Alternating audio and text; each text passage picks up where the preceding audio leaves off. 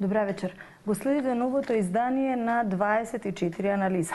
Дали пораките на еврокомесарот за проширување Јоханес Хан дека добро организирани и спроведени избори за кои ќе нема можност за најмала критика се темел на патот кон евроатланските перспективи и јасната порака да не се злоупотребува работата на специјалното јавно обвинителство се доволно јасни за лидерската четворка потписници на договорот од Пржино. Има ли услови за фер и кредибилни избори и дали постои светло на крајот од тунелот за излез од политичката криза? Дилеми за кои вечерва зборуваме со моите соговорници. Добро вечер им велам на моите гости, двајца дипломати од мојата лева страна, господинот Љупчо Арсовски, првиот амбасадор на Република Македонија во Грција, и добро вечер му велам на господинот Александар Димитров, поранешен министер за надворешни работи и дипломатски уредник на неделникот Фокус. Добро вечер. Добре дојдовте во 24 анализа уште еднаш. На самиот почеток, како што беше и најавата, може би една оценка за денешната посета на еврокомесарот Јоханес Хан и неговите, да речеме, ајде, јасни пораки до лидерската четворка, а секако и до граѓаните. Повелете. Кој му давате прво? Повелете, господин Арсовски. Веројатно како постара, неколку месеци. Ја мислам дека оценката ќе кажеме секако при крајот на емисијава, а впечатоците ќе ги кажеме сигурно сега. Јас лично морам да ви кажам дека понесов многу лош впечаток и како, да речам, дипломат, 40 години, и како граѓанин кој очекуваше оден комесар кој е надлежен токму за овој дел, едно острво во Европа која остана се уште со дали погледот, дали желбите, дали само зборовите кои никогаш не преминаа на дело за вметнување на земите во тоа европско семејство. Жално е што ние како држава, веќе, ќе кажам, 20 на години останавме само на желби и секогаш нашето влегување во Европа го поврзувавме со некакви далечни датуми. Јас се сеќавам кога на времето кажувавме 2000 и која година ќе влеземе во Европа. Ние, ако добро се сеќавам, инаку почитуваниот министер ми е драг пријател и многу често го консултирам за датуми за кои тој е фантастичен. Мислам дека 99-та година пред да се распадне таа коалиција тогаш во владата, тие во Загреб го потпишаа како влада 2000 ноември. 2000 ноември договорот за асоциација и стабилизација. Тоа беше едно, навистина, еден прв чекор, добар чекор. Потаму се знаева кои се критериумите, се знае што треба да се исполни и натаму требаше само да се работи.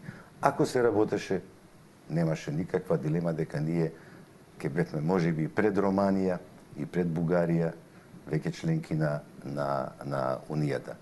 Ние очигледно работевме се спротивно од тоа што се бараше, меѓутоа вербално, постојано, особено пред избори, секогаш бевме проевропски ориентирани, дури и денеска на еден телоп одеше дека тројца министри на сегашната влада вела дека нема алтернатива освен ЕУ и НАТО. И открија Америка. А што се направи? Еве, тоа што се направи е резултат на Пржино 1, Пржино 2, па дури подосна веројатно ќе зборуваме за дел од тоа што дојде после Хан, кој јас го прочитав како можеби Пржино 3 после 11 декември, доколку се случи тоа што треба да се случи нормално во секоја земја. Значи, сепак да констатирам дека лично за мене, како граѓанин и како дипломат, посетата на Хан беше многу за мене бледа, дојде како да сакаше само да едноставно да одработи неколку часа и замина. Дури за него беше поважен авионот, дека те треба да замине, не знам дали беше специјален или редовна линија, и замина само со 2 прашања. Тоа е навистина за мене со еден збор срамота да се замине од една земја која е во тешка криза, политичка, како што вели мојот пријател Пивоваров, криминална криза, тој заминува само со две новинарски прашања. Дали се плашеше господинот Хан од повеќе прашања? Дали се плашеше од тоа што скоро и никаде немаше ништо опипливо да се види барем визуелно од средбите со еден, со друг, со трет. Тоа беше само по некоја секвенца и тоа беше се. Или сообштенија после средбите. Или сообштенија, некои беа и толку штури пред време напишани.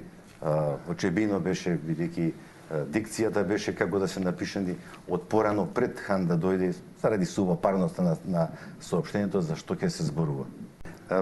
Една мала, да речем, враќање од можеби 15 дена, еден месец наназад, следејќи ги патувањата на нашите министри, на министерката за информатичко општество и администрација Арсовска и Томовска и така натаму, и министерот за надворешни работи се постојано во Брисел.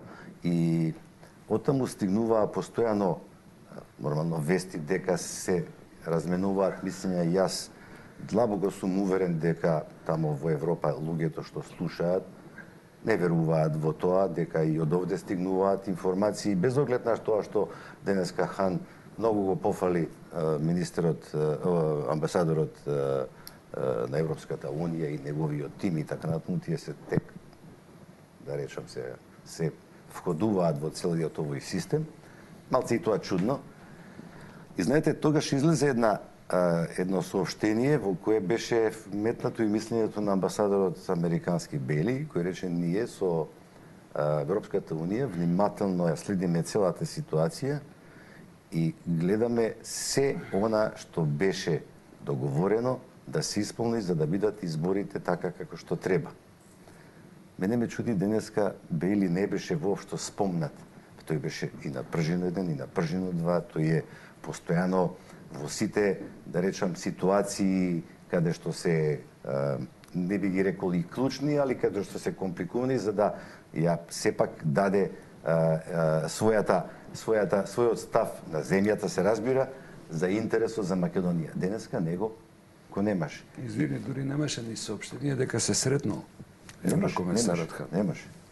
Така, она што ја споменавте средбата само денеска на еврокомесарот со граѓанскиот сектор. Токму од граѓанскиот сектор дојде значи пораката да се формира тоа специјално судско оделение кое што ќе работи нели на случаите кои што ги отвори специјалното јавно обвинителство. Но зошто вакво сериозно барање за кое што многу се зборува во јавноста не дојде токму од дел од политичките партии?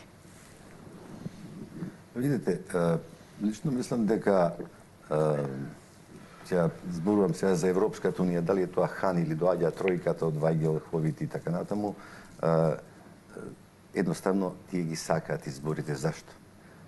Изборите, како и за секоја земја во светот, аналитичарите сметаат дека тој што ќе победи, тој ја има власта. Сега под анализа кога оди, како што кажува Димитров, дали е тоа слободна земја, дали се тоа слободни медиуми, дали се тоа... Факт е дека кај нас сето тоа само е делумно исполнето, дека не е до крај. Тоа е очевидно, тоа се гледа. Тоа се гледа. Тоа и тие го гледаат.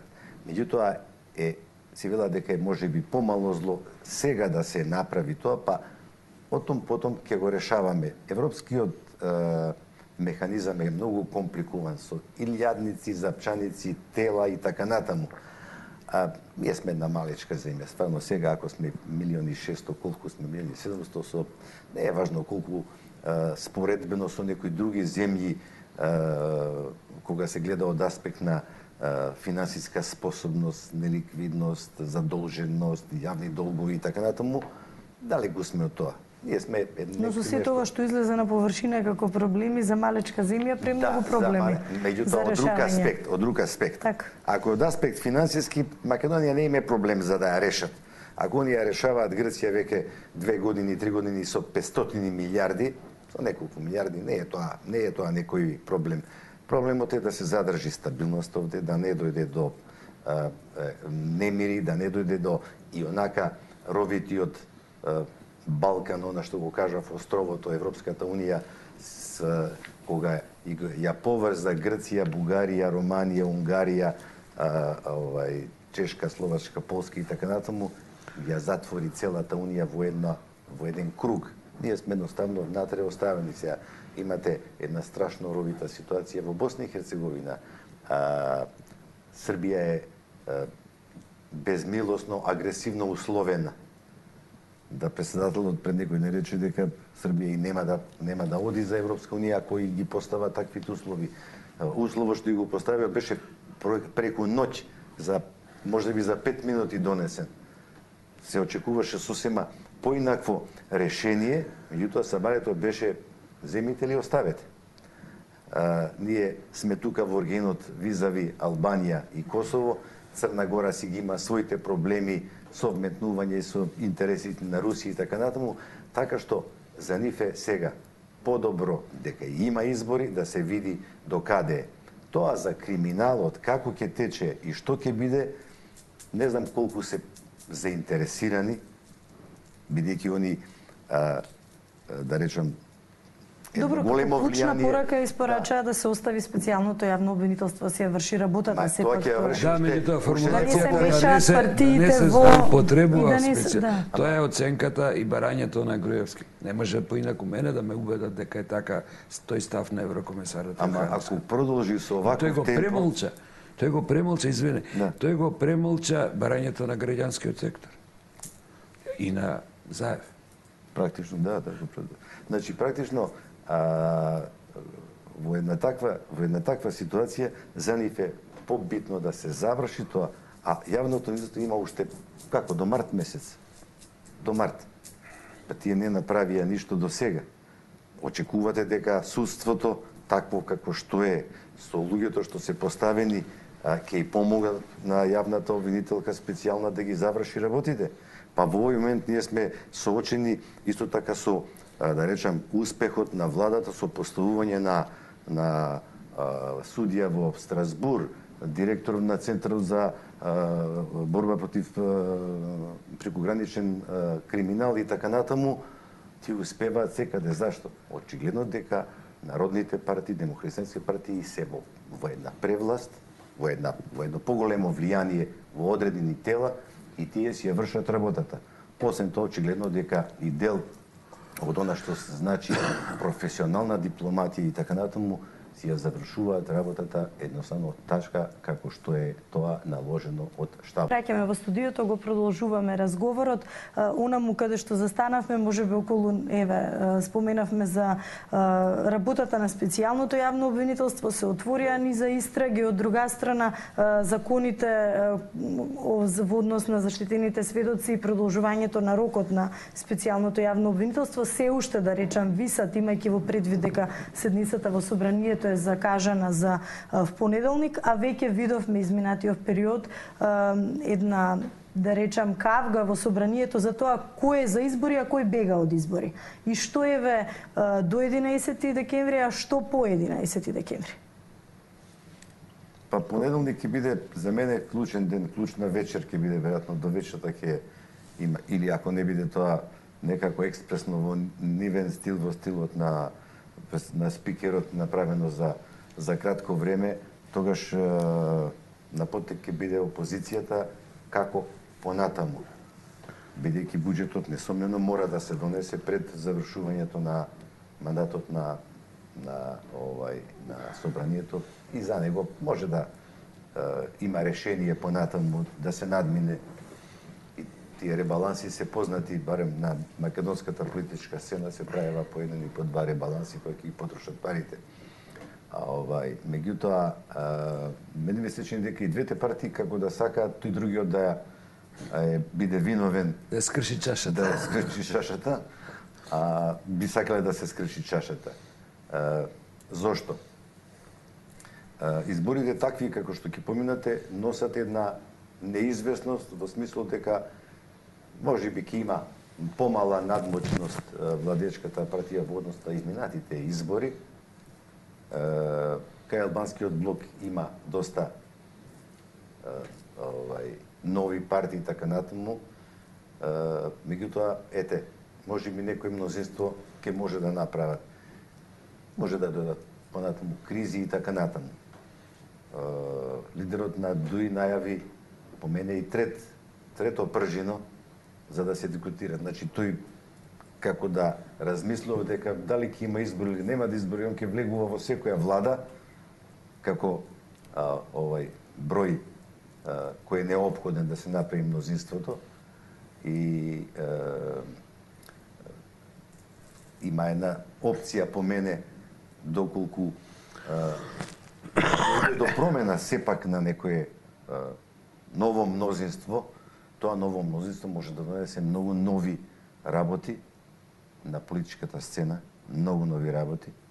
Тогаш може да се продолжи мандатот на јавното да се донесат веднаш, знаете, кој го има пакетот на акции, тој раководи со фирмата. Така што тој понеделник за мене ќе биде многу клучна вечер, клучен ден ќе биде 17 октомври. Така, господин Димитров. Би сакала еве вашето присуство да го искористим уште и во делот на ова прашање. Во изјавата посредбите Хан дополни дека Македонија и регионот добиле на репутација во справувањето со мигрантската криза и дека земјава треба да го искористи овој момент за патот кон ЕУ. Кратко сосема уште во делот на ова прашање, бидејќи сепак се соочуваме, нели, постојано велиме мигрантска криза, голем број на мигранти изголемен, уште поголем прилив на мигранти ќе транзитираат низ земјава, а ние денеска на социјалните мрежи јавив дека и за ова прашање веројатно ќе стане збор од причина што ова прашање ни беше мигрантската криза како многу сложен процес што се јавува, кој беше најавен пред 10 години дека ќе се случи, бидејќи своевремено во Министерството за надворешни работи ги водев и овој дел за миграцијата, бегалците и така натаму. Имав една колумна, а пред незе имав уште два написа кои зборуваа за читање на пораките и толкување на пораките. Сите овие изјави ние ги толкуваме на наш начин и како дипломати, меѓутоа, како што кажа Димитров, и како граѓани. Тие што знаат да ги толкуваат, тие што не знаат да ги толкуваат, јас велам, некој треба да им ги протолкува. А ако не сакаат, тогаш веќе се прочитане. Значи, не сакаат. И затоа ќе одиме од криза во криза. Мигрантската криза е многу сложена работа и ние се уште не сме се одвоиле од таа опасност, независно што Турција сега пушта поголем дел од бегалците и преку Бугарија да земјуваат во европските земји, меѓутоа тие се содруваат веќе и во Романија и Унгарија веќе си гласаше дека не сака веќе да има еден број на бегалци. Европа мора сериозно да интервенира финансиски во развојот на тие делови, а војните мора да престанат. Војните го прават сето ова. Не се само економски кризи, економските се можеби од некои региони, Пакистан и така натаму, меѓутоа она каде што постојат боишта, од таму луѓето бегаат нормално. Ако тоа не престане, ние ќе си имаме секогаш проблем, ќе бидеме некоја монета тука, затоа што Грција ќе ги испорача 7-8 офицери од Турција, затоа што веројатно Турција се заканува дека утре ќе дојдат 1000 бродови со по 1000 луѓе. Така, господин Димитров, пред крај сме со времето.